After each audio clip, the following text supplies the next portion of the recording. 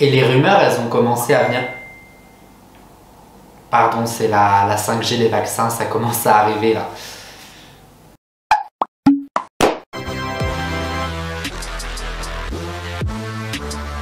Hola chicos, hola chicas, j'espère que vous allez bien. Alors il y a quelques semaines, je vous ai demandé laquelle de mes vidéos sur ma chaîne méritait une partie 2. Vous m'avez répondu sur Instagram, d'ailleurs je vous invite à me suivre si ce n'est pas déjà le cas.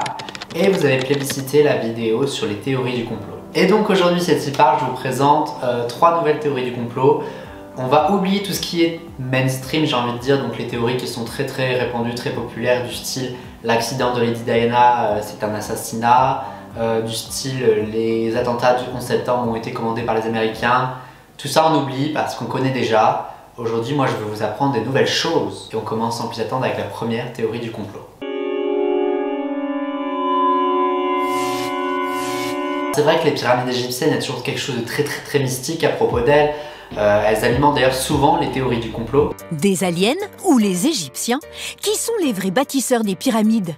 Et alors moi, la théorie du complot sur laquelle je voulais me pencher, elle va faire écho à un buzz qui a eu lieu dernièrement. Maître Gims, le chanteur, le rappeur, il a déclaré que dans l'Antiquité, les Égyptiens avaient l'électricité grâce aux pyramides. Pour lui, c'est grâce à l'or qu'on trouve au sommet des pyramides que les Égyptiens pouvaient s'alimenter, pouvaient en bénéficier. C'était des foutues antennes.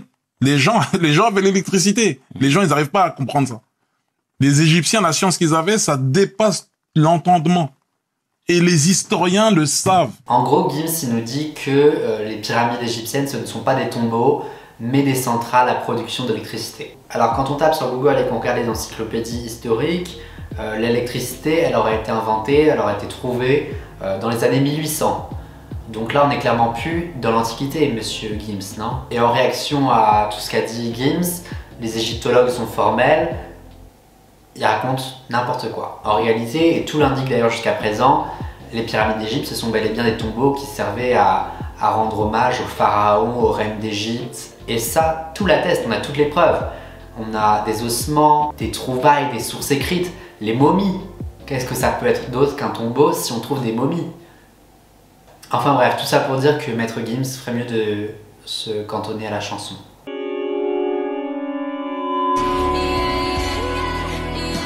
Alors vous allez voir, on va aller crescendo dans le plus en plus loufoque. La seconde théorie du complot, c'est qu'Avril Lavigne, la chanteuse, serait morte et remplacée par une sosie. On dirait les secrets d'un Secret Story tellement c'est barré.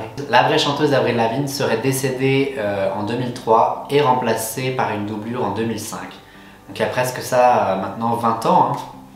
Donc la petite histoire derrière tout ça, c'est que la maison de disques d'Avril Lavigne, au lendemain de son décès, aurait ordonné à ce qu'on la remplace, à ce qu'on trouve un sosie pour qu'elle puisse continuer sa carrière.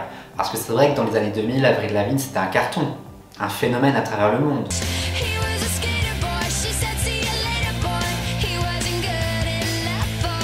Il y a d'autres personnes dans cette théorie du complot qui vont eux dire que Avril Lavigne ne supportait pas la célébrité, les paparazzis, tout ça, et elle aurait elle-même demandé à ce que quelqu'un endosse ce rôle-là pour sa carrière. Cette théorie, elle est un peu complètement folle, on va pas se le cacher, et il y a même des gens qui vont jusqu'à décortiquer ses chansons pour prouver que Avril Lavigne, ou du moins de sa sosie, lance des signaux d'alerte des fois, des SOS. Même ses looks vont être passés au crible, certains vont pointer du doigt que la Avril Lavigne des années 2000 ne ressemble pas du tout à la Avril Lavigne d'aujourd'hui.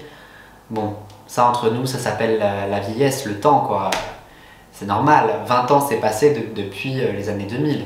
Aujourd'hui, Avril Lavigne, elle a presque 40 piges, alors que quand elle a commencé sa carrière, c'était une jeune adulte, voire même une adolescente encore, donc bon, c'est normal qu'elle change, que ses traits changent, non? La théorie sur le décès d'Avril Lavigne et son remplacement, elle est née en 2011 sur un blog brésilien.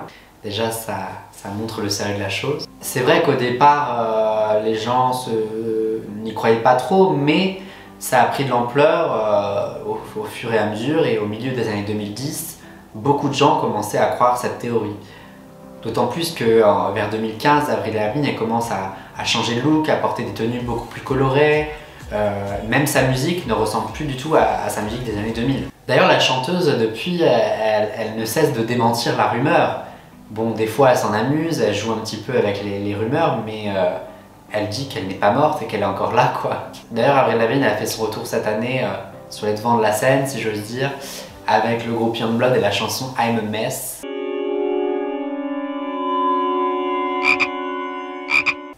Les amis, est-ce que vous pensiez avoir tout entendu? Alex Jones, un proche collaborateur de notre cher ancien président américain Donald Trump, a lancé une rumeur comme quoi le gouvernement de Barack Obama à l'époque souhaitait répandre un produit chimique qui rendrait les hétérosexuels homosexuels. Et tout ça, ça permettrait de réduire la population mondiale.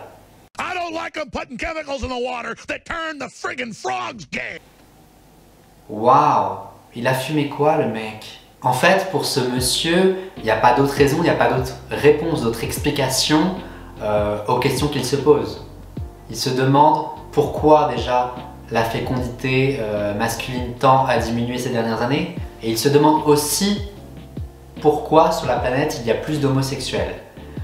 En réalité, il n'y a pas plus d'homosexuels qu'avant. C'est juste qu'à ce jour, dans les années 2020, c'est beaucoup plus facile d'assumer sa sexualité qu'il y a 50 ans où les gens pouvaient encourir un danger s'ils assumaient leur sexualité. Bref, 5 ans après, ce monsieur revient à la charge sur les plateaux de télévision et il va poursuivre sa rumeur en disant que des tests ont été réalisés sur des grenouilles dans les points d'eau et que toutes ces dernières étaient devenues gays. Voilà, il prétend que des pesticides d'usage ont été lâchés dans les cours d'eau et que ces derniers auraient en quelque sorte réagi sur la testostérone, sur la masculinité des amphibiens. En vrai, quand on regarde un petit peu, la théorie qu'il avance, elle existe depuis bien longtemps. Le premier article que j'ai retrouvé, moi, il date de 2002. Après, si on veut vraiment faire un buzz sur la sexualité des animaux, oui, l'homosexualité chez les animaux, ça existe. Que ce soit les mouches, les primates, les oiseaux, ça existe. Voilà, il n'y a rien d'autre à rajouter, je pense. Dans tout ça, je ne sais pas s'il vaut mieux en rire, en pleurer, s'en tirer les cheveux. Je vous laisse juger. Bon les amis, avant de conclure cette vidéo, n'hésitez pas à me dire en commentaire si vous connaissez d'autres théories du complot. N'hésitez pas à me dire quelle était votre préférée parmi les 3. Et je pense que je me dois maintenant de préciser les 3 règles d'or qu'il faut connaître avant de croire des informations qui pourraient être fausses. Numéro 1 les amis, toujours vérifier sa source. Ça paraît évident, mais peu de personnes le font malheureusement. Est-ce que le site sur lequel je m'informe est fiable? Est-ce que c'est un média officiel? Est-ce que c'est un compte parodique? Est-ce que c'est juste les réseaux sociaux? Voilà, je précise, mais je pense que c'est évident qu'il est préférable de croire des experts plutôt que quelqu'un qui n'y connaît pas forcément quelque chose dans le domaine. Jusqu'à preuve du contraire, Gims, c'est pas un historien, tu vois. Je pense que vous avez compris où je veux en venir. Règle numéro 2, c'est ne pas lire juste un titre. Souvent les médias ou sur les réseaux sociaux, on met des titres assez racoleurs pour donner envie de lire, mais c'est important de lire tout l'article parce que des fois ça dément le titre. Troisième et dernière règle, c'est ne pas partager quand on n'est pas sûr de l'info. Parce que c'est comme ça que les rumeurs s'alimentent et que des fake news se créent, etc. C'était mon petit message de prévention avant de conclure la vidéo, donc en tout cas j'espère qu'elle vous aura plu. J'espère que cette deuxième partie ne vous aura pas déçu. On se retrouvera peut-être bientôt pour une troisième, qui sait. Mais d'ici là les amis, je vous dis à très bientôt pour une prochaine vidéo. Allez, ciao!